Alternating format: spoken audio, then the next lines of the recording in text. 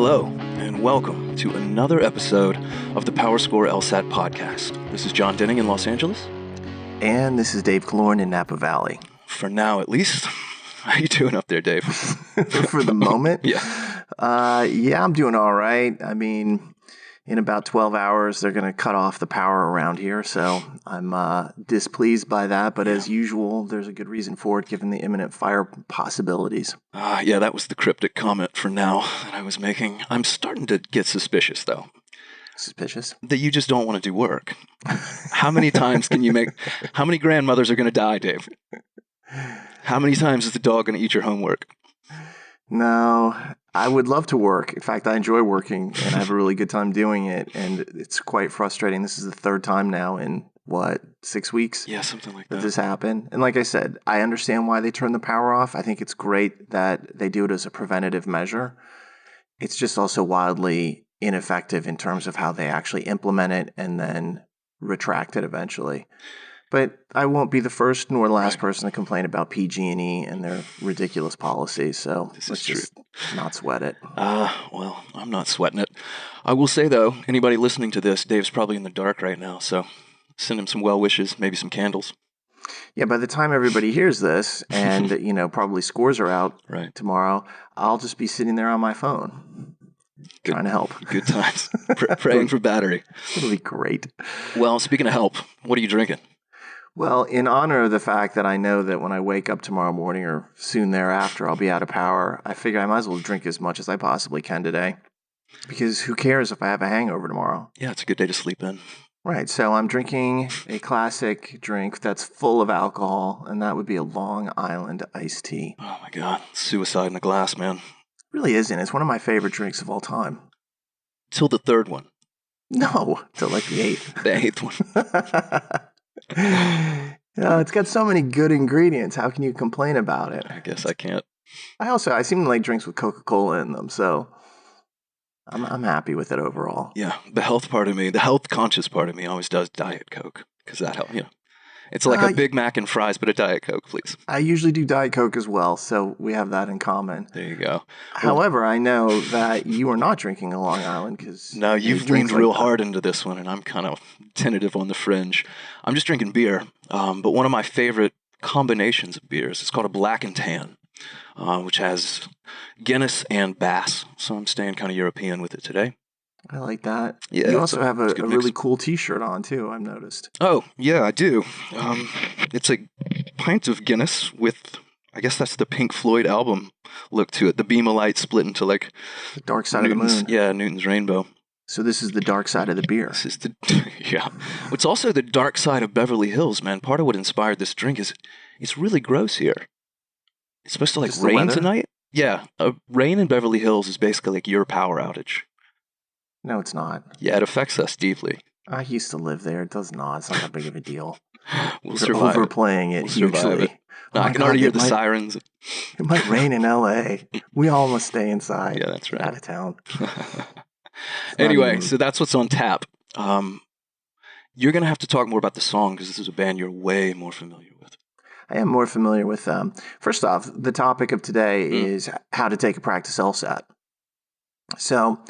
in the vein of that, we actually debated a lot of different songs, including one from that Pink Floyd album, Dark Side of the Moon, and that would have been Time, as relating to taking it under time conditions. But instead, what we chose was a song by Depeche Mode, which is Enjoy the Silence.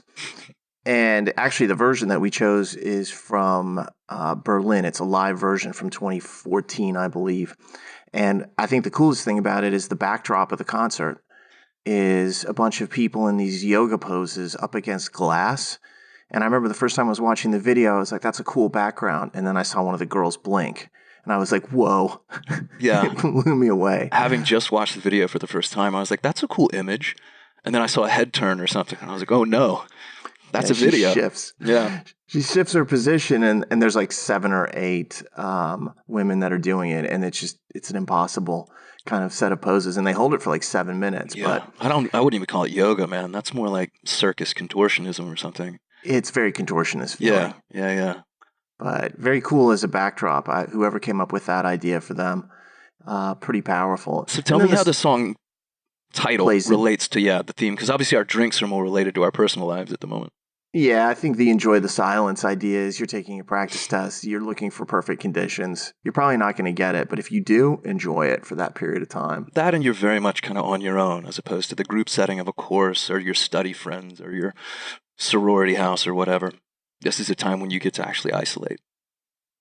Sorority house. Is there anything on your mind in terms of your love life these days, John? How much time can we take up today for this?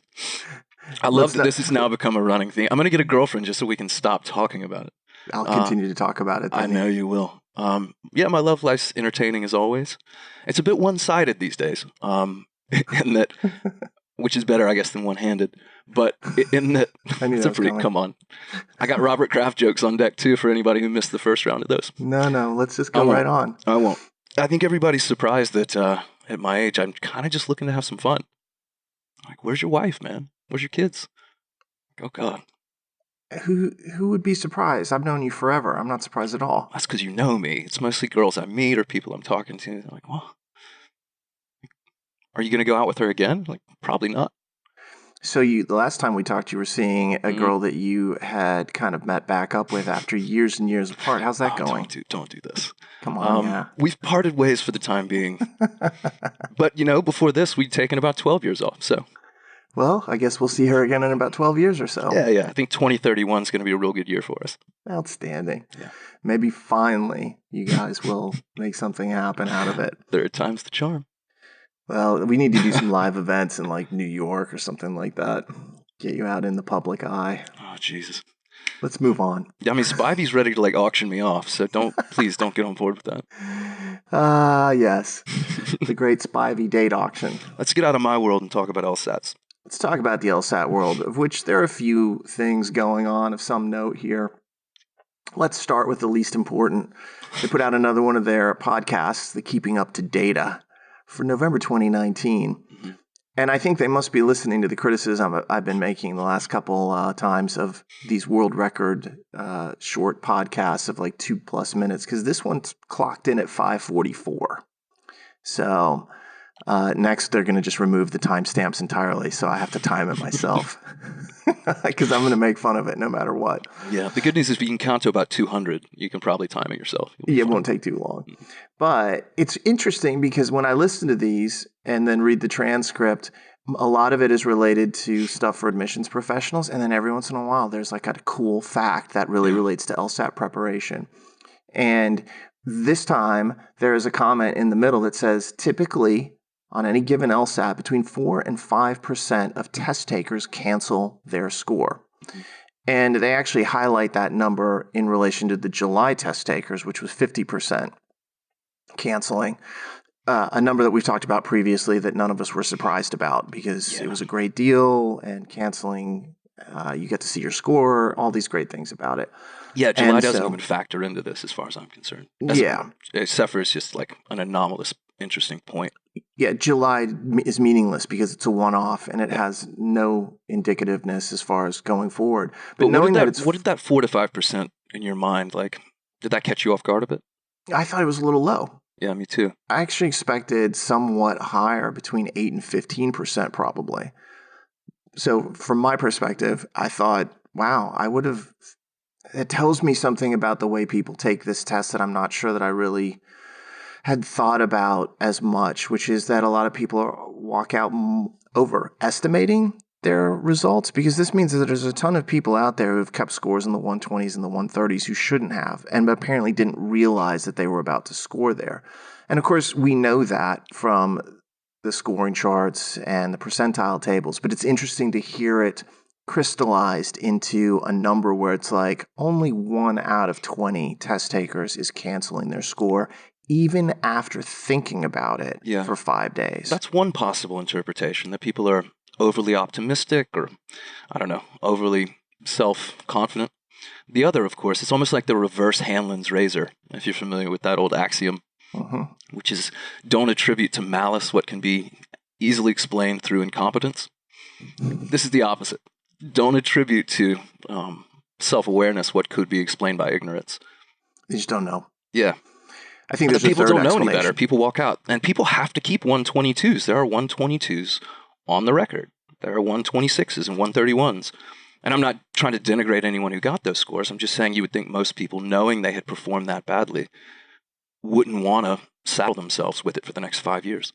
And that actually leads to the third explanation, which is these days it doesn't really matter about your lower scores. So why not just give it a shot and hold on to it? And I would be interested, perhaps most interested, in seeing exactly how things had changed over time. Was it that 20 years ago, the rate was much higher? Because I think that's kind of like my default, is that it was because they averaged scores and you couldn't really afford a lower score. So back then, I was used to a much higher rate of cancellation. And that echo is kind of like in the back of my mind, like, cancellation is relatively frequent. But the times have changed, and certainly the score reporting and the score use has changed for the better. Oh, yeah, and completely. Now it's just a lower number because of that's an easy explanation as well. Yeah, those scores were really like anchors on a chain. These are more like anchors on a string. Like you can cut it pretty easily now. Yeah, it's not even really an anchor anymore. Exactly, yeah. So anyway, that was a really interesting fact that they ripped off in the middle of that, and I appreciate that when they do that. I love it. I would suggest that they continue to give out little facts like that, which have no operating impact on how people perform on the test, but help everyone understand the situation and the context so much better. It's a good move. Yeah, I agree. The other quick 3 points here have to do with tests themselves. By the time you're listening to this, we're recording this the day before the October score release, which is on November. What's tomorrow, the 20th? 20th. Yeah. November 20th, 9 a.m. So you're probably going to hear this and have a score already. If you don't, just be patient. They will come out at some point tomorrow for you. They roll out in waves, as we've discussed many times, and I won't go back into it. Then you get an LSAT coming up right after that. Yeah. So scores on Wednesday and LSAT next Monday, which is the 25th. Anyone who signed up to that, for that, I think you'll find the topic of today really interesting and I hope enlightening, insightful for what happens over your next 3 or 4 days. I hope I have power back by then. Just come down here, man. No, I will not. I love Los Angeles, quite honestly. I always have, but I'm not moving back down there. Bring me some sunshine. Bring you wine is what I would bring, but nothing more. Like I said, the third thing. Sunshine in the bottom. That's all I need.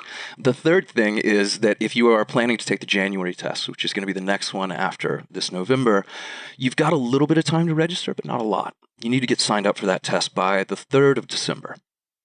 And that's a January 13th LSAT of next year, which, as we've seen and talked about, almost every school out there will take. If you're not sure, though, about registration deadlines for the schools or application deadlines for the schools, check them out individually because they're different everywhere.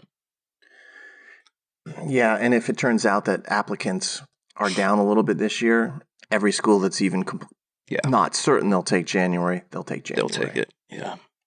So let's dive back into the real topic at hand here. Okay. Because, that's mostly dates and deadlines. I don't think it's hugely interesting. This is really going to be like a 2-part discussion. The first part is going to be how to take a practice LSAT. And then the second part is going to be how to review your results and then use score analytics to make some determinations on what to do next. Yeah, let me clarify that. It's really going to be a 2-episode discussion. Today's episode, what we're talking about today, is practice testing.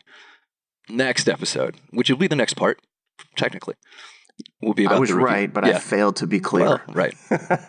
I'll take the criticism. That's fine. I'll round up. That's what I meant. I just didn't say it. Good clarification, John. Thanks, buddy.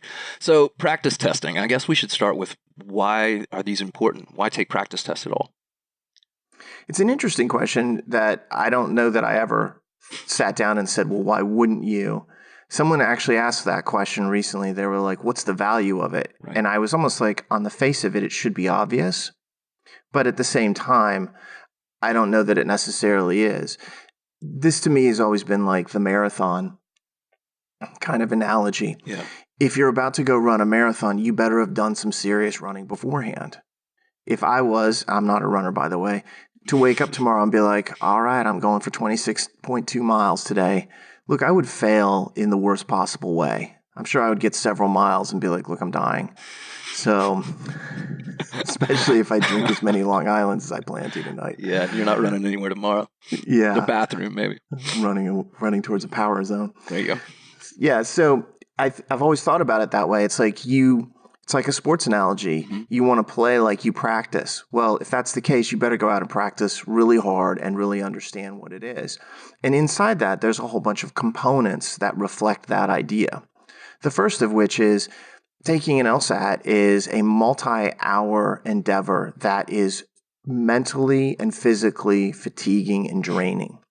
So one of the things that you hope to accomplish by taking a practice test is to simulate that experience of fatigue and to get used to it, to know what it's like to be in section 4, section 5, and feeling really tired but having to push on through to the end. Yeah, it's an overlooked aspect of this, the physicality of it. The version of that question I often get, it surprises me every time, is do I need to take practice tests? Not so much why, but do I need to, which is, I suppose, almost synonymous.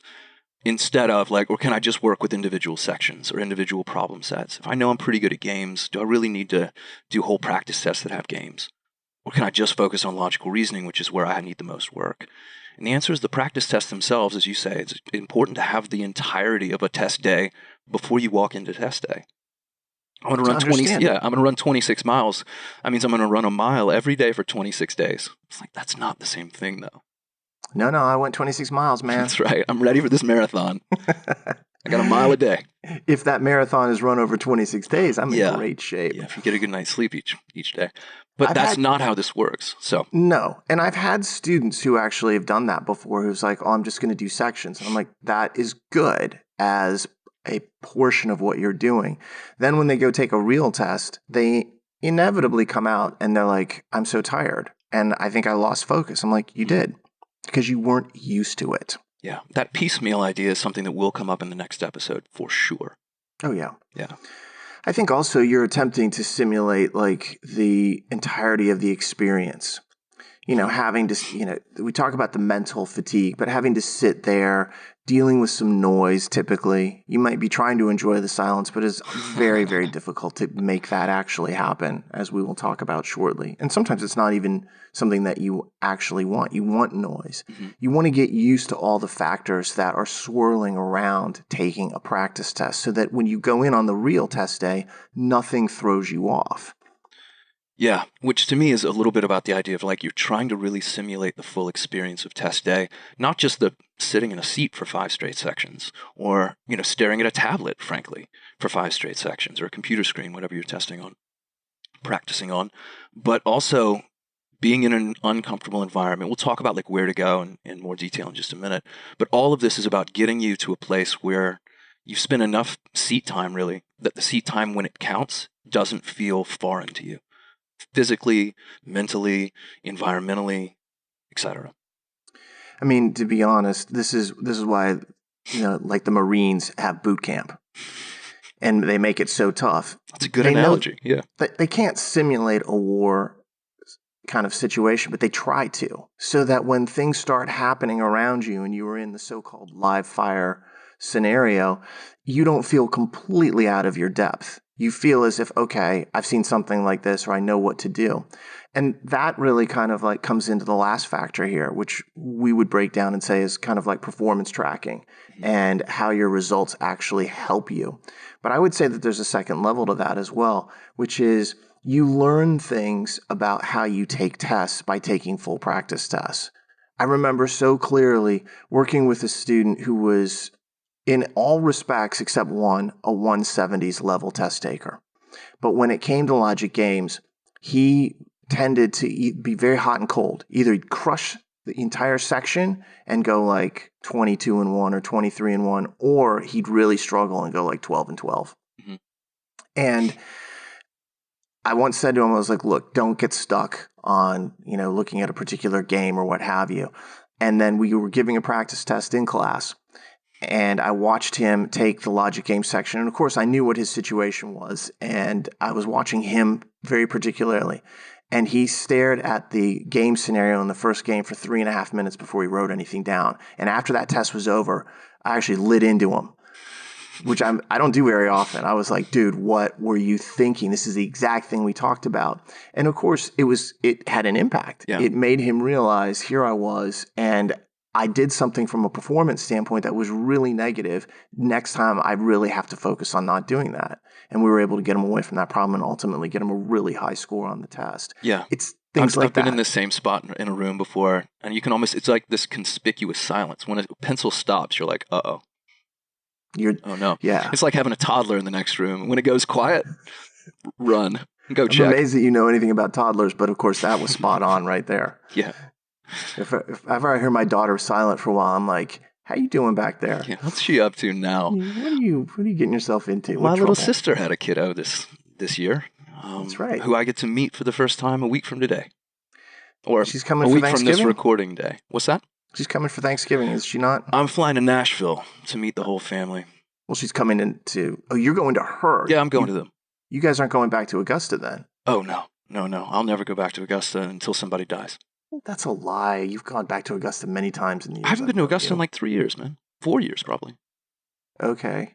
When's the next Masters that you're going to? It's a streak. Oh, that doesn't count. That's not Augusta. 1 week of the year, Augusta's not Augusta. Yes, it is. No, it's paradise. For those of you that don't know, both John and I have lived in Augusta, Georgia, home of the Masters. And it is, he's right. In that week when the Masters is there, it's not transforms. Augusta at all. Yeah, it's the only time of the year to go. It still counts as you going to Augusta, though. Fair enough. Thank you. Anyway, what I always tell people about this is, because you see this come up a lot with test day anxiety. Like, how do I walk into the test and feel comfortable?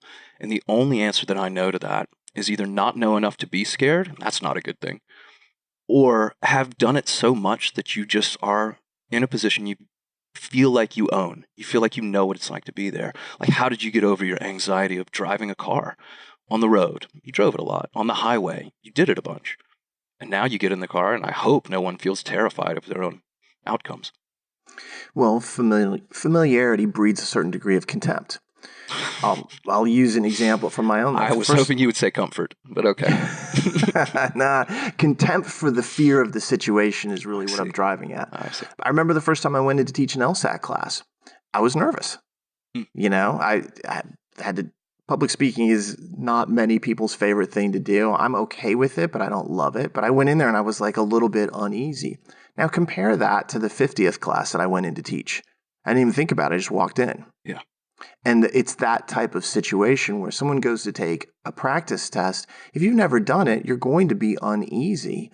And the same thing if you just walked into the real LSAT and you had no experience with it or never taken a whole test, you'd be uneasy. But if you've taken, say, 20, 30, 40 practice tests, all of a sudden you're like, I know what I'm doing. I know what I want to do. Yeah. And that performance tracking and that feedback is something that we'll talk about in the next part, which is also the next episode, as John said earlier. There you go. Oh, yeah. So hopefully that at least sells you on the value of taking full tests. I don't know what more we can do to sell it if you're not convinced yet. The one person in the world who's not sold on it. Turn this off. Yeah, they're just not listening. So how do you do it? Let's get into that. This is a little more interesting to me.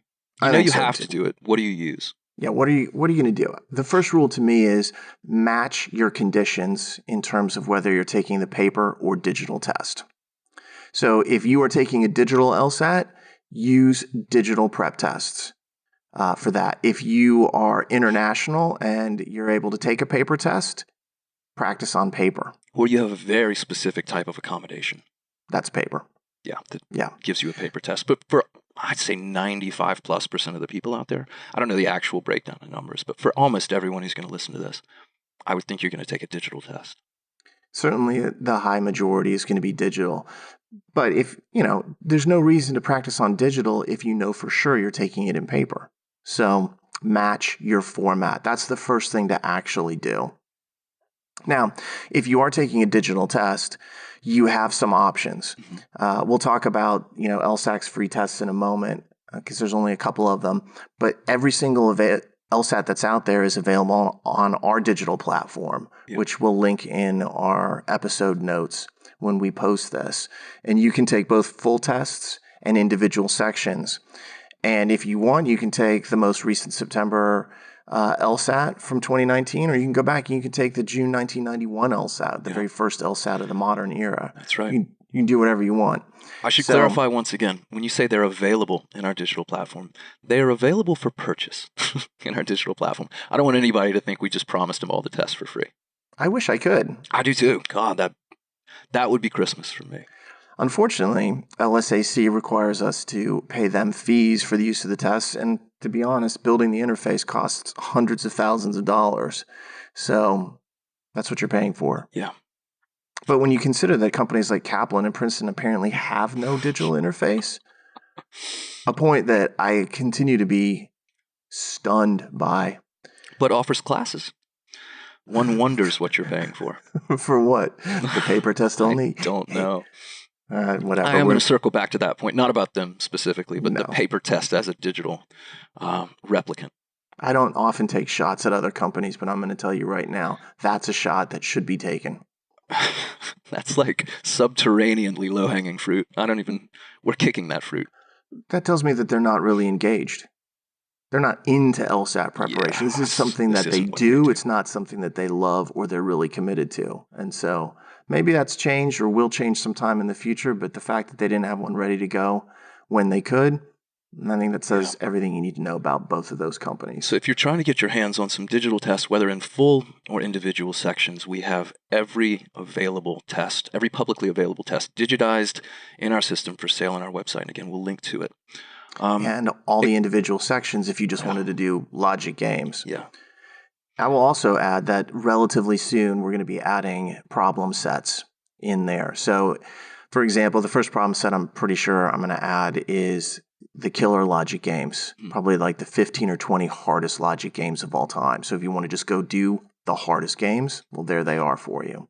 Then I'll probably do LR and RC, and then I'll start adding other stuff like 100 assumption questions or 50 flaw questions. I'll just go crazy. I'm always impressed by your willingness to sacrifice yourself on the altar of this podcast.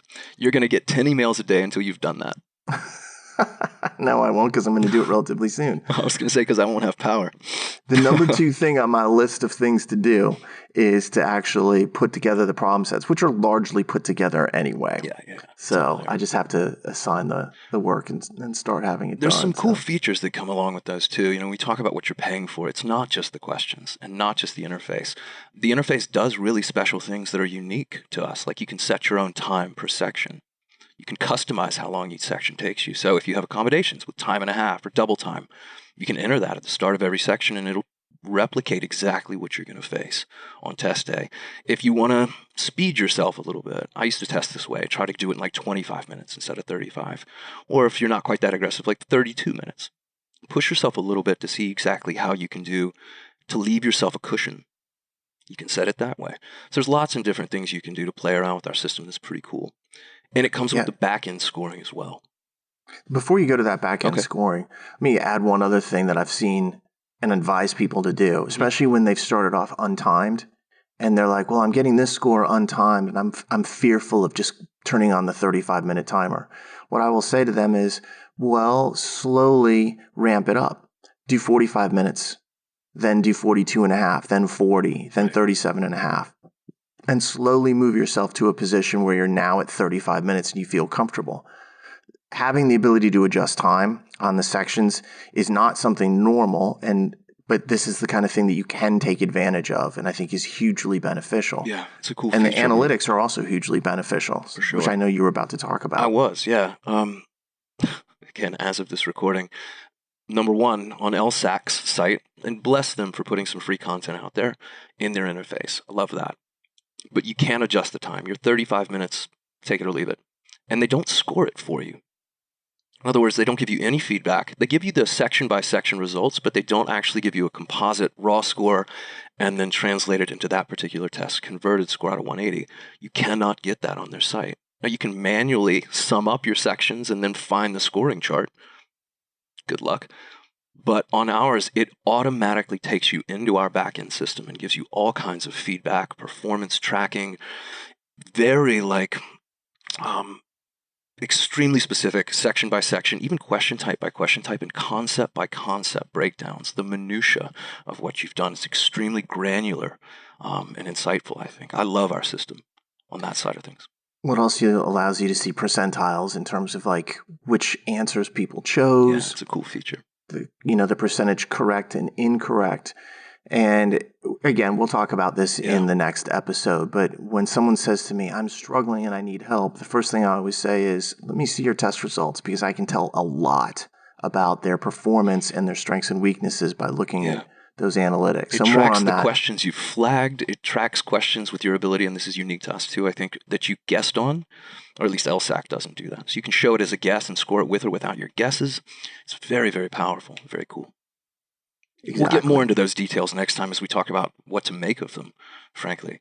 But know that if you do want to take a test through us, you get all of this as part of it. Yeah, we'll look at some examples, things that I see in someone's score report that are immediate red flags to me, where I'm like, you think you have this problem, but your problem's actually over here and it's much bigger. We got to focus on that instead of what appears to be the surface problem. Let me touch on something. Yeah, for sure. Let me touch on something. We don't have a live audience, obviously, but I'm guessing if we ever do decide to take this show on the road, as it were, there'd be at least one hand up in the room. Hopefully in the auditorium. Better be full of a drink. Offer me a free drink. That's right. Cheersing us. Cheersing us from the back row. Hopefully, in some grand theater that we rent out. And overcharge for tickets. But I imagine at least one hand goes up and is like, what if I already have those tests, but as a paper version? What if I bought the 10 actuals? Or what if I went out and on Amazon or through us or whatever, bought the June 2019 test and I'm sitting there with this hard copy?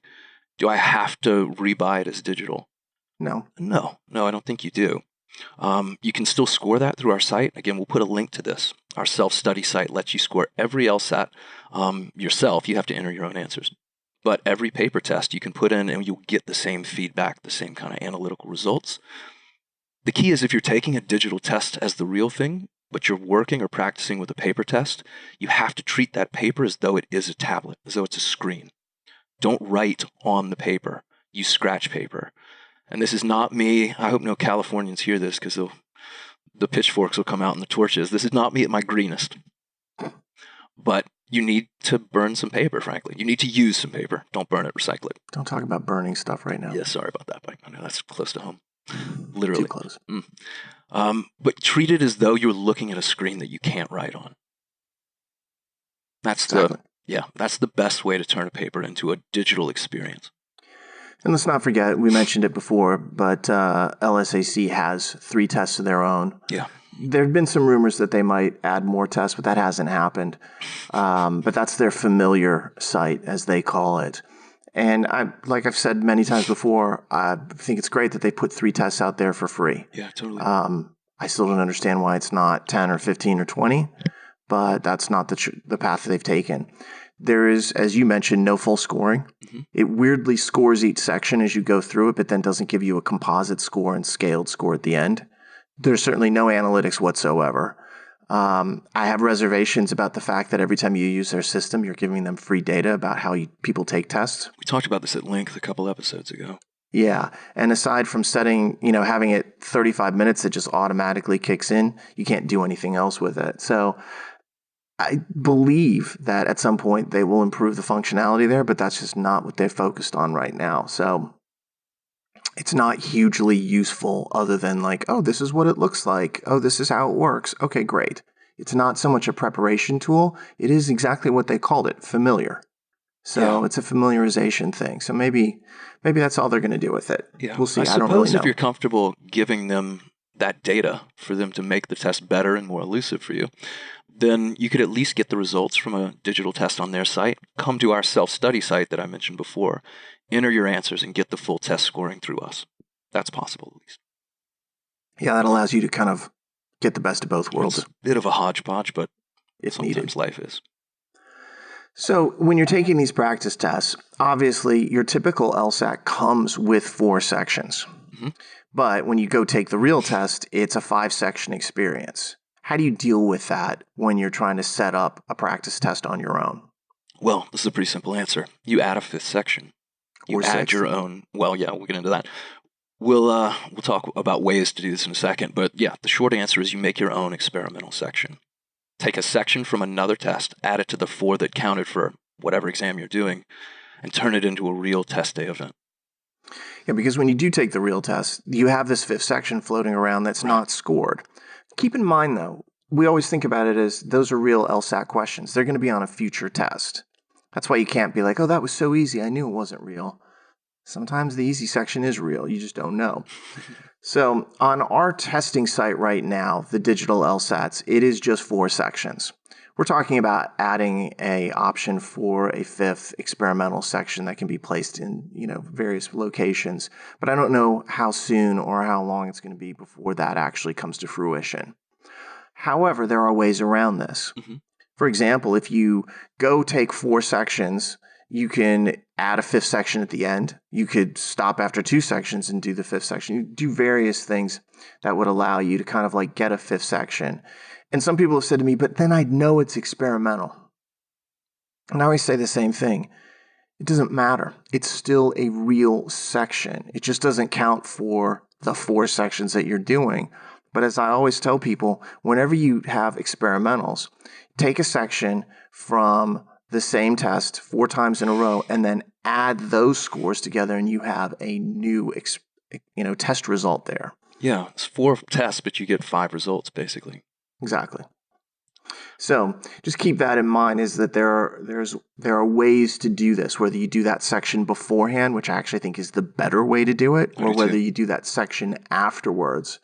From a fatigue standpoint, doing it beforehand, then you have to do the 4 scored sections, and from sections 2 to 5, that's tougher. Yeah, harder that's on you always mentally. The way I would do it. Yeah. I've seen it other way around. Sometimes people want to know how they would do if they was like a completely fresh shot at it. And if you're doing paper where it's really easy to like separate these things and break them down, you can insert it anywhere you want. That's exactly right. Yeah, but you make a good point. People always object to this on some level because they're like, yeah, but I'll know it's experimental. But if you know it's a real section from a composite test you will ultimately produce by doing this 4 times, then it is real, ultimately, eventually. It is real. Yeah. It's a real section that was used on students in the past, and your performance there is just as indicative as the actual 4-section test that you're, ostensibly focused on at that point. Yeah. So just like you would on test day, hopefully treat all 5 as though they really do count. In this case, they really do count. Exactly. Now, I did mention doing 6 sections. We call this like overdriving the test. Supersetting. Yeah, you really want to push yourself to the limit mentally and physically in taking a test? Do 6 sections. So take half of a different LSAT, use that as the so-called experimentals, and then do the other 4 sections scored. And if you really want to push yourself, do the 2 sections, then follow with the 4 sections of the other test. That means every time you do 2 exams, you now get 3 results from that. Right. So, and I can tell you from having done it before in the past, it's kind of rough. I don't love doing it, but if you have real fatigue or you really feel like I'm getting bored in my preparation and I want to mix it up further and challenge myself, this is a great way to do it. Yeah. One day, years ago, when I was a younger, more venturesome soul, I actually tried to do 2 tests back to back, 8 sections. And it honestly, it took me about 6 hours, I think. It was over 5. And I mean, my eyes were basically bleeding by the end of it. I got through it, and it was fine. But God. You're tired at the end. Yeah, and I can tell you, if someone the next day or 2 days later had been like, here's a 4-section test, I'd have been like, oh, thank God. I would have felt so good about 4 or 5 sections after that, because it was, it was a half marathon all of a sudden, as opposed to the full 26. Yeah, and that's a totally different training tactic. Yeah. Sometimes you train over long distances, and then you actually go into a race that's somewhat shorter, and it feels like you end up feeling much, much stronger about how you're performing. Yeah. Now your mind and body is set for that. So that, there are tried and true strategies with all of this. For sure. And it really depends upon how you as a test taker feel. Will that help you? Do you need it? These are the questions you have to ask yourself when you're looking at, well, should I try this or not? Yeah, am I fading out around section 5? Then you've got to overtrain. If you find yourself if you find yourself with an abundance of energy, you're probably good. If you want to train for a 10K, go run 10 miles. Same thing. Yep. For those of you unmetric, kilometers are shorter than miles. I think most people are familiar with that at this point in time. Okay. And for those of you Brits listening, miles are longer than your kilometers. Whatever. The British use miles as well. What? Yeah. You want to look it up? We'll have this conversation later. Anyway, let's continue on. All right. All right. So you have all those things in terms of dealing with an experimental. The real key thing is once you have everything set in place, like how you're actually going to take the test, how you're going to work out your experimental, the question becomes, all right, how do you enter the exam itself? How do you enter the arena? As Bruce Lee might, think about it. Yeah, a lot of that we talked about so far is almost like constructive or logistical. How am I going to put this thing together to give me maximum benefit? We're going to transition into the idea of like, all right, well, how do I take it to give me maximum benefit? Where's my head when I walk into this? So the first thing would be like, you really want to try to approximate that kind of like test day mentality. As you approach this from a mindset standpoint and you kind of get up, you want to try to make it feel as if this is just like the day I was going to take the LSAT. And we'll talk about some things about like, the location and when you take it and things like that. But here we really want to focus for a moment on the mentality of doing this.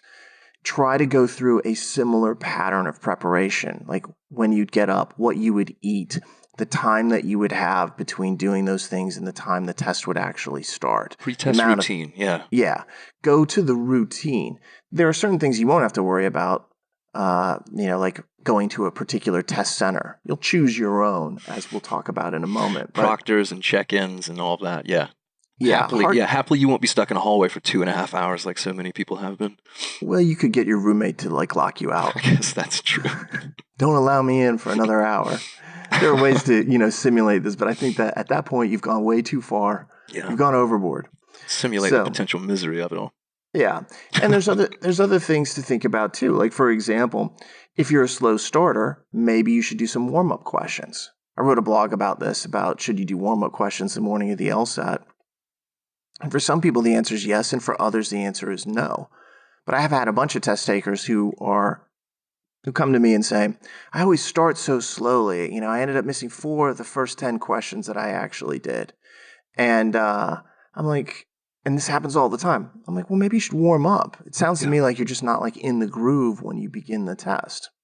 And so you do things like that. If you're going to do that on the day of the test, try it with your practice test. And the only way to really know if you should do it on the day of the test is to experiment beforehand. And that's what this is. I think you and I have slightly different philosophies on the warm-up thing. I'm extremely for it in almost every particular possible instance. I'm a huge believer in it. I think you tend to be a little more, not a lot more, but a little more perhaps reluctant or hesitant. Yeah, I just don't. I see the value of it for a large number of people. For me, I would never do it. And see, for me, I do it every time. That's odd. Okay. I don't know. But here's why. It's because now it's part of what I would feel to be my routine. And in that case, that's great. Exactly. So to me, that's part of my, this is my test day. I know people who go so far as to be like, you know what? I know what I'm going to have for breakfast that morning. So every time I take a practice test in the 10 days before, I'm going to eat that breakfast. I know what I'm going to wear to the test center. Every time I take my last 4 or 5 practice tests, that's my LSAT outfit. I'm putting it on. And that's how they really get themselves.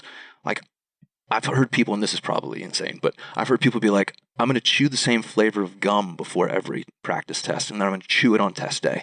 That sensory connection to things that I've done before where I felt at ease, where I felt at least more comfortable. I'm completely fine with all those things. Yeah, anything you can do to put yourself in the headspace. If you'll permit me to maybe do a bit of a flashback or a callback to something we talked about before. We've discussed warm-ups at some length. Yeah. And I don't think we need to get into it that deeply here. But I will at least recall the 2 driving concerns for me, the 2 central priorities, really, in a warm-up for me. You may disagree with this or maybe not. The first is obviously fatigue and endurance, and you just talked about that.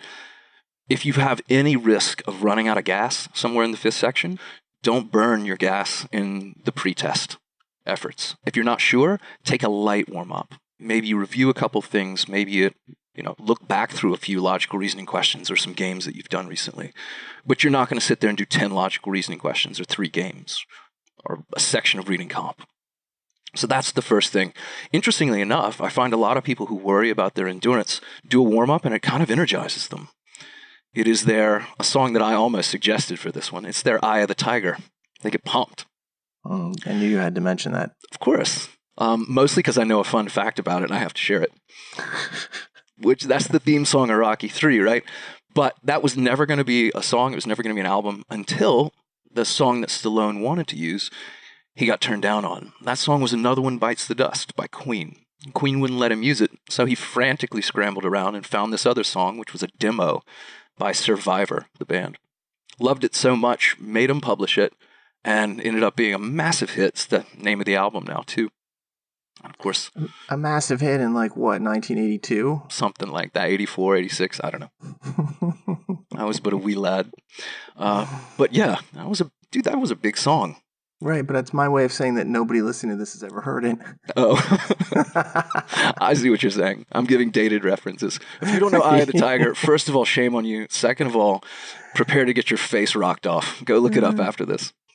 You'll have heard the beginning of it. Yeah, you'll at least know the riff and the chorus probably. So that's the first thing. See what a warm-up does to you in terms of your energy levels. And the second, of course, is confidence. I would never, ever warm up with anything that has the potential for me to make a mistake, for me to feel uneasy or uncomfortable. That's a huge part of this. You're trying to not only build, get your mind in the right, sort of the wheels turning, get your energy up, but you're also trying to get your head in a space where you walk into test day feeling entirely in control and empowered. I know I can do this, and the warm-up just reminded me of what it feels like to crush this.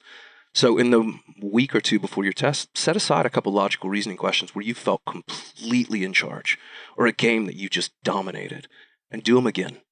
That's a great warm-up. That's the way I always approach it. I never would do anything new in a warm-up or look back at something. I struggled at this. Let me remind myself of how to do it. No. It's always like I'm the master of my fate.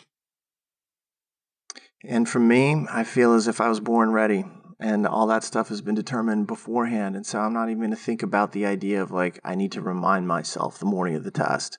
I already know that. And I think this is just different sides of the same coin, how you want to approach it. I wish I had your self-confidence.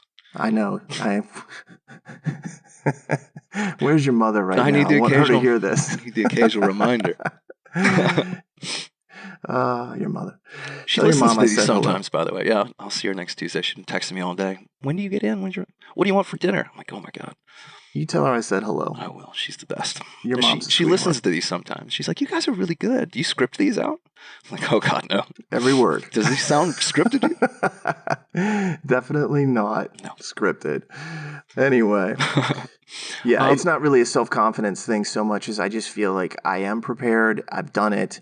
And I don't really need to do more LSAC questions at that point. I've done enough overall. However, I was the one that wrote the blog about should you do it? And I said, for many people, it's the best thing to do. So I completely support what you're talking about, and I can see the value. This is a personal decision. Yeah. There is no value judgment. There is no good way, bad way. There is just what's best for each person. Yeah. That Master of My Fate, by the way, is a snippet from a poem by William Ernest Henley called Invictus. If you want to read a good bit of poetry that's pretty short, it's awesome. Yeah. Is this part of your 1859 letter writing campaign again? I have yet to write a letter, but I did record a thing for her the other day. You want to hear a snippet of it? No. I don't want to hear any of it. Jon's fun facts. No. Okay, let's hear one. All right, one. It was about the brain and what your brain is capable of doing. Here's one of my favorite things about the whole brain. If you were to carve out a piece of your cortex, a millimeter cubed, which is about the size of a grain of sand, it has enough raw storage power in it to hold every movie ever made, including all their trailers. A grain of sand of your brain can do that. Your entire brain has enough storage capacity to hold every piece of the world's digital content. The entire internet, every movie, every song, everything. And you're carrying that 3 pounds of mush between your ears every day. I think that's powerful. It is powerful. Yeah, what a blessing. Here, I'll give you... And what a waste. I'll give you an interesting fact. Mm-hmm. You can live without your cerebellum. I do know this. In fact, they've removed people's cerebellums and they don't form memories very well, but you can do it.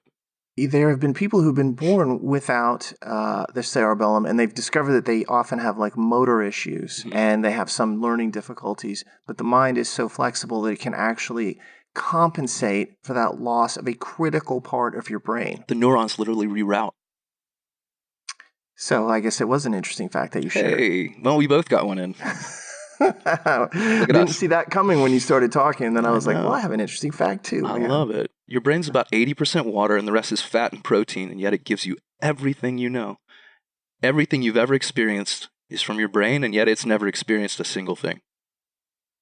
Stuck Let's not get inside into your head. Yeah. the difference between reality and whether or not we're actually experiencing the now, because of course it's impossible for us to do so. You know this is all just a computer simulation anyway. So Welcome to the Matrix. there it is. There's a final component when it comes to mentality, after that digression, which is this. Just because you have a practice test, say, on deck, on your calendar scheduled, doesn't necessarily mean you need to commit to it or stick to it. There are times, hopefully not many, but there are times when it's actually advisable not to take a practice test, even though you were planning to. What times would that be? Okay, I wondered if you were going to take it or I would. To me, the most obvious is if you don't feel like you're in the headspace you would like to be in test day and you just can't get yourself there. For instance, I'll make a real close to home example. You tomorrow, probably not the day for you to try to take a practice test. I mean, Long Island's permitting. Oh, you mean hungover? Yeah. Why don't you just call it what it is? We'll see what happens. But yeah, I don't think tomorrow is going to be you at your test day finest. So probably better to expend your energy and burn content elsewhere. You don't want to ruin a good practice test and possibly bum yourself out or shake your confidence at a time when you know you're not at your best and you can't get yourself there. Maybe you're sick, maybe you got a terrible night's sleep, whatever. That's how I feel about it. So again, I think a lot of people soldier through practice tests because they feel like they have to do it. That's not necessarily the case. There are actually more productive things to do at times. I agree with you on that. Yeah. I'm not saying that you shouldn't try it if you're just because you don't feel 100%. I mean, there's a value in pushing through it. But if you know that you went into a test and you didn't feel 100%, if the results aren't really what you wanted, don't overemphasize those particular results. Yeah. And that's another way to think about it too is I had a tutoring student recently whose family was in town in her small, cramped apartment. And she tried to take a practice test, off in the living room while her family was making breakfast. And she's like, God, my score dropped 6 points. I was like, let's talk about your environment. First of all, was that the time to really do it? And second of all, do you really feel that's representative? So think about that. Take all of these things into account before you commit to this. Agreed. Now, speaking of environment, let's talk about some of the decisions that you have in terms of setting up where you're taking the test, how it's going to go, the time, and so forth. Yeah. First off, match your time. If you're taking the test and you know you're supposed to be there at 8:30 and the test is going to start at 9-ish or so, or some time thereafter, try to take as many tests as you can at that hour. On the other hand, if you have a 12:30 arrival time and you know the test is going to start around 1:30, try to emulate that. Yeah. The next couple of LSATs are 12:30 tests, by the way. January, November. Yeah, there's a bunch of 12:30 tests these days. Mm-hmm. So try to emulate that. There's a muscle memory aspect that's involved here. And if you're used to getting up first thing and taking those tests, it will make a difference when you actually have to go in on the real day and get up first thing and take that test. Yeah, precisely. So match that. What about where to take the test? I think this is one of the biggest questions that we get. And I have a variety of thoughts on how this should work. You and I both do. Maybe I should start with the disclaimer of, regardless of where you take the test, don't take every single practice test in the comfort of your home. That's was my first point as well. So we're on the same page there. I love when that happens.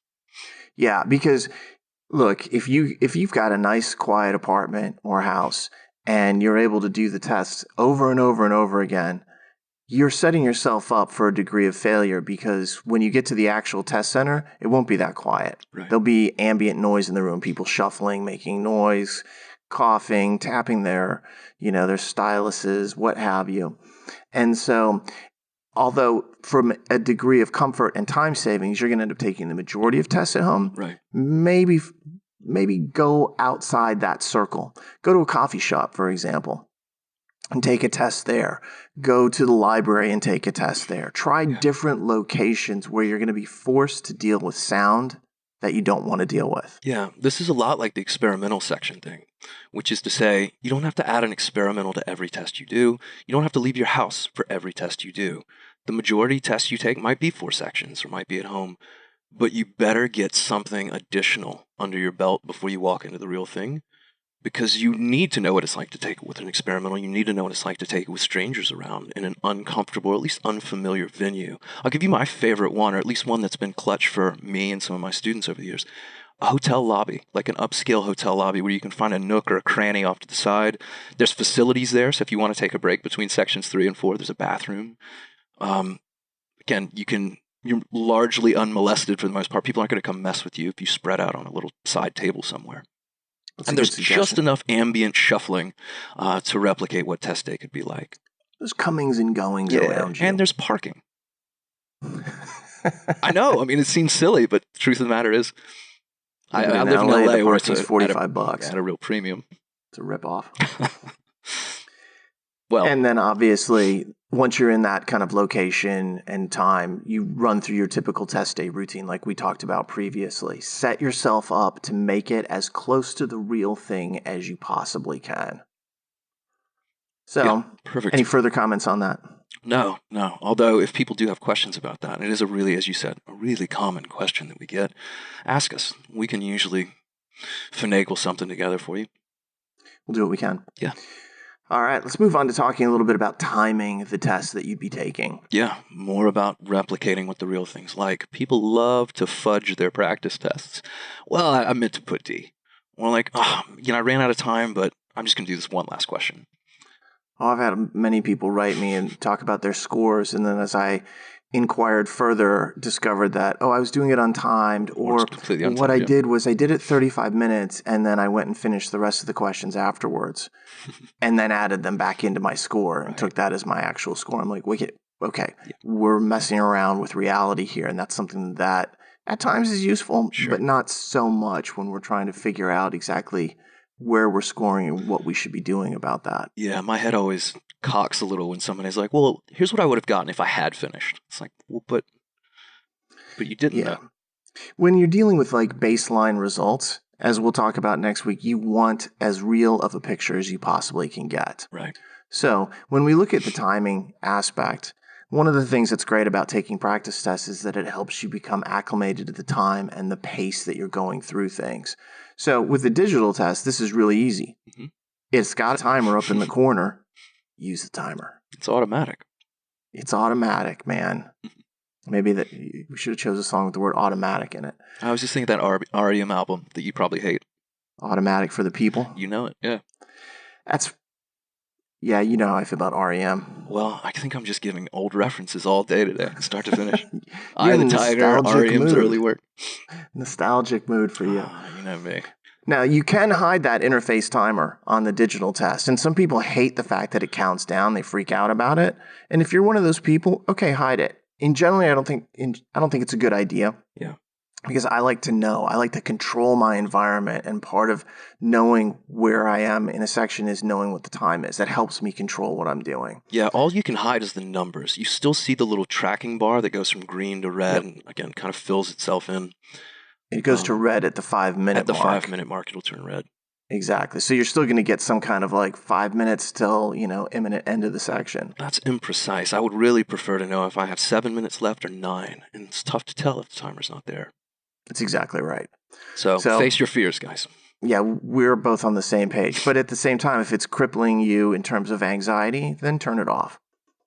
Now, remember, accommodated testers have more time.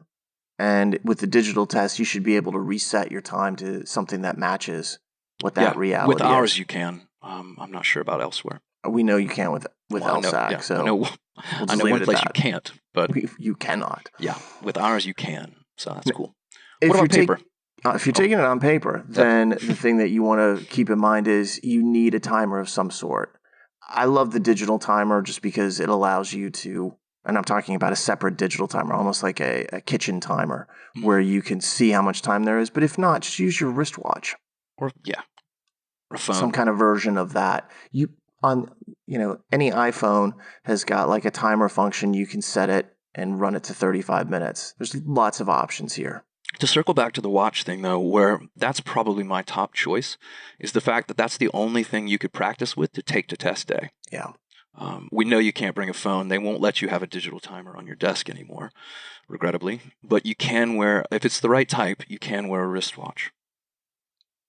So there you go. That's what I would practice with anything. And this whole thing's about really approximation or replication. Treat the paper test like a tablet if you're doing that. Wear a wristwatch if you plan to wear one on test day and use it for your time. That's exactly right. Yeah. On the same page. Should I mention the types of wristwatches? You are a watch fan. God, that's one you got a hat that has a watch brand name on it. Yeah, I own 2 of these, actually. But you can only take a wristwatch that is analog, which means no Apple Watches, no, I don't know, I'm trying to think of another one, no Samsung, whatever's. And you cannot take one that has a chronograph function. So if it has little buttons you could push to start and stop a stopwatch, you can't have one of those. Basically, it's the old classic like Rolex Submariner dial.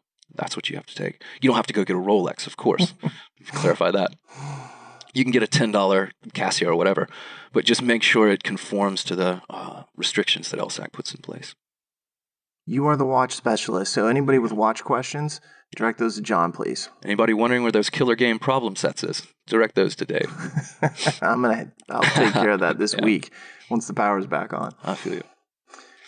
So let's talk about another big question. Okay. How many tests should you take, both overall and on a per week basis? How frequently should you be taking these tests? Yeah. So much of what we've been able to talk about so far has been really like objective.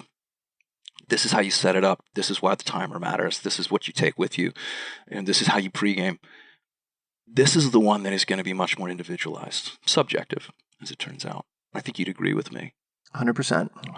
There is no, there is a minimum of sorts, but there is no like mandatory amount. There's no perfect amount. So let's start off with extremes. As I dodged the question. That's okay. I'm happy to take it head on. Take it. Let's just say you're going to be taking practice tests regularly, and you should. Should you take one every day? No. So that's kind of like our maximum upper bound extreme here. 1 a day, 7 a week. Why not, though? Why not? If you're going to really get into it, if you were a runner, you'd probably run almost every day. Why not take a full practice test every day? Well, because runners don't need the time to evaluate their runs the way that an LSAT requires. That's at least one reason. If you run 26 miles, you don't need 26 miles plus worth of time to evaluate how that run went. That's exactly right. Yeah. Also, I think that your mind is different than your body in terms of like how to tune it. So that point we can, come back to, but you actually burn yourself out very quickly by taking a practice test every day from a mental standpoint. Try to do that for a month. A month of practice tests, and you will not want to ever look at the LSAT again. You're tempting me into more brain facts. Don't do it. And so if you go running every day, people are Right. out there like, I got runner's high. I really enjoyed it. It's like, it's a very different thing. Your body needs that. It needs to break the muscle fibers. It needs to regrow them. Your mind doesn't work quite the same way. It makes new connections, but you also risk overusing it, burning it out. For sure. This is to me is a little bit like weight training or something. Even if you go to the gym every day and lift weights, you don't bench press every day. You mix it up. So you might bench press on Monday and you might do legs on Tuesday and do back on Wednesday. But no serious athlete or no person serious about like trying to build, in this case, muscle, would train the same thing every day because it needs time to recover. This is, to me, in a way, a lot about recovery, but also about analysis. And that, to me, is really the big reason why you stagger these things. Well, what are you taking practice tests for? To learn. Mm-hmm. You're trying to get better. And part of that process is learning what you did well, what you didn't do well, what you could change for next time. Right. If you take a test every day, you are adding, let's say, 101 new questions into your arsenal of knowledge. Each LSAC question, I can say with certainty, requires a while to absorb in its entirety and to really truly understand. You may have done it in a minute and a half. You may have gotten it right in a minute and a half, but you did not understand it 100%. If you think you did, go teach a class and you will very quickly discover that you're missing things that other people might have seen. So you need more than 24 hours to analyze each question just from looking at the questions, Not even looking at the results, which is what we'll talk about next time, Right. but just looking at the questions and learning them and understanding, well, what the heck did LSAC do here? You need more than just one day before you then throw another 100 questions into the mixer. That's the easiest way for me to put it. No, it's just like, perfect. You need more time. You said put them in your arsenal, and the image I have in my head is like, it'd be like every day you had a wheelbarrow full of rocks that you had to sort, and you just kept dumping them on the same pile. It takes more than a day to sort those rocks out. Wait for the next wheelbarrow load before you stack your pile up again. Sift through it more carefully. Sort all the rocks first before you bring in another wheelbarrow. I don't know about this analogy, but I'll work with it. It holds. I don't know if it does. This is on the weaker side. Okay. That to me is the governing principle of this. And I would say, if anything, that's probably where most people undersell. Is they don't spend enough time in review, they don't spend enough time in analysis. And we'll talk about that quality balance or ratio in just a second. But that to me is a big part of it. It's a huge part of it because there's also the mirage of working. Well, I did another practice test, so I worked. Mm-hmm. That is a mirage. You did work, okay? But the fact that you got some great value out of it, that's where the mirage is. You only get the value out of the review and analysis part. There's some. I'm not saying it's worthless to do the actual test, but the idea that I did so much by taking a practice test. No, you just did the first step. Yeah. You now need to go take the next 9 steps and get full value from it. Yeah, the physicality, there's value in doing that. We talked about this. Yeah, if you took a practice test every day, you probably would acclimate to the endurance of it, like a runner would. But you wouldn't necessarily understand how to do the next one better and better and better. And that's really the key. I mean, that, I assume, is why anyone would listen to this in the first place. Yeah, well, I think this is the real key thing, though. It's seductive. If you're taking a test every day or very frequently, you feel like you're doing a lot of work, and you are. The problem is you're not doing the optimal kind of work. And the optimal work here is to take that test and then connect it to full-scale analysis and understanding. Right. It's the idea that taking the test is just the first part, but without the rest of it, you've really devalued the experience tremendously. So, going back to that question, how many tests should you take? Well, if you can't take one every day, that means every other day becomes the next kind of like step down. I think that's still too much. If you're doing like 3 tests, then 4 tests, you are really pushing yourself in terms of the amount of time you have to absorb. Is it more realistic? Totally. Yeah. 7 a fortnight is what that would be. That's a rough one. That is, yeah.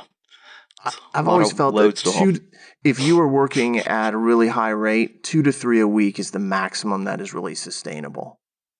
And even then, I'm like, make sure you take time off. You need to, be able to not get burned out. There it is. But it's also because I know how hard it is to understand these questions. And this is why I've often said to people when they come to me and they're like, oh, I took this test and I've analyzed it and I know what's going on with it. And so now I'm going to go take another test. And I'll always say the same thing when I'm working with students. I'll be like, let's stop for a minute. It's like, so you feel pretty comfortable with the exam? Oh, yeah, I've looked at it closely. I've really gotten everything I can out of it. And then I'll just open up the test and I'll be like, all right, explain this question to me. Which is, in bird culture, not very cool of a thing to actually do. That's a great reference. But what I'm really trying to get to, and I do it in a friendly way, I'm like, all right, let's check it out. We'll go in here. Because my general approach to like tutoring and working with people is to be friendly and supportive. That's really what I want. I'm not the drill sergeant type at all. But every once in a while, I'll hardline people because sometimes that's what you need. And in this case, oftentimes what I get back is, okay, let me sit down. I'm going to read this question. I'm like, all right, I'll grant that. I'm already a little worried because you should be able to glance at it and have a pretty good sense of what you just had told me you knew already. And then they'll come in and they'll be like, well, okay, this was a tough one. And they'll go through it in a way where they miss a lot of the points. I'm like, this is where we're running into the issue. You were not reviewing the test properly. Again, this will come up next time, but this is the type of thing where it's like it takes a long time to get maximum value from each question that you do. I would rather have people do fewer tests and review them very thoroughly and get a tremendous amount of feedback as opposed to doing a whole bunch of tests and getting very little back from it. Yeah, and I think that transitions into the idea of like quantity versus quality, or the ratios I talked about before. Mm-hmm. It is not one-to-one. Quality always trumps quantity. And by quality, what I mean is the information you're able to extract or extrapolate from what you've just done. What that test tells you is far more important than doing another test. Exactly.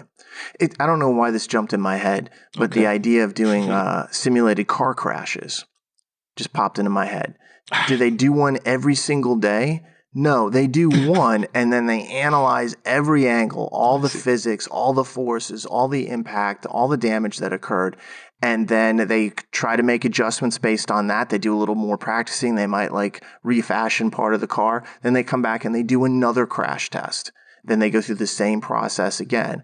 And I am not trying to analogize taking practice tests to crash test or crash test dummies. That's not where I'm going with this. There were so many less dark examples. Does Elon Musk SpaceX launch a rocket every day? No, they launch one and then they spend a month analyzing. There were so many things you could have used. I don't know why.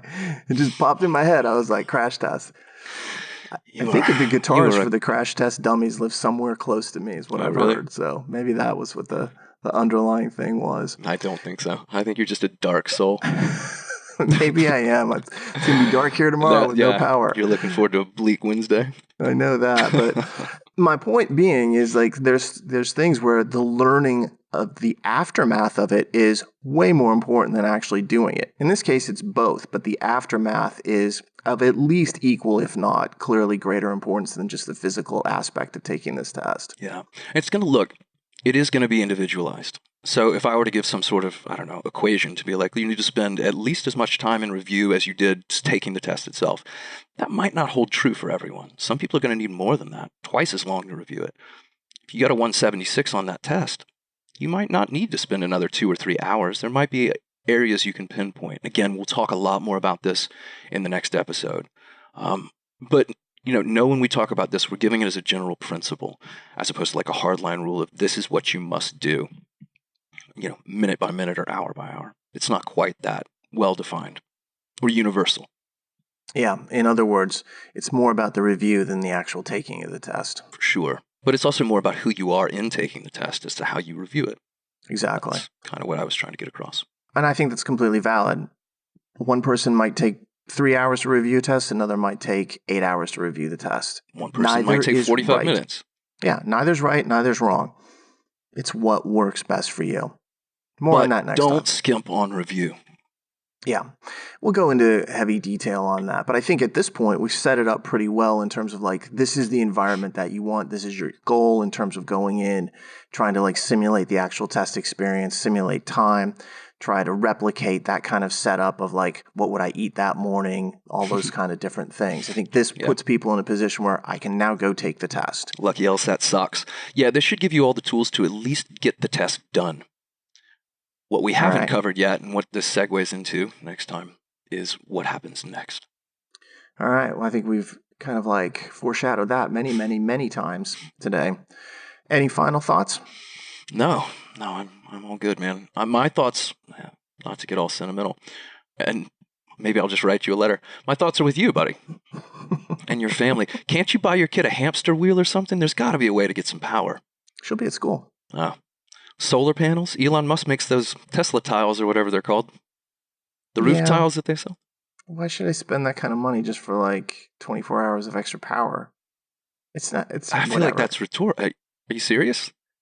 Yeah. Say that again with a straight face. How much are they? Like 60 G's? No. It depends on what you factor in terms of how they pay other things. No, I just need to reset the generator setup here to something slightly For anyone different. who's been listening the last 6 weeks, Dave's not on a loop. That wasn't a pre-recorded thing. Dave just keeps saying it over and over and over. Yeah, well, we'll let it go. All right, let's close it down. Got it. So if you get a chance, please subscribe to this podcast on iTunes, Spotify, YouTube, or any other place that you find it. Give us a rating as well. If you have any questions, you can send those to lsat@powerscore.com or lsatpodcast@powerscore.com. So on behalf of John and myself, I hope you enjoy the silence this week without having to listen to us. Have a great week. We'll talk to you next time.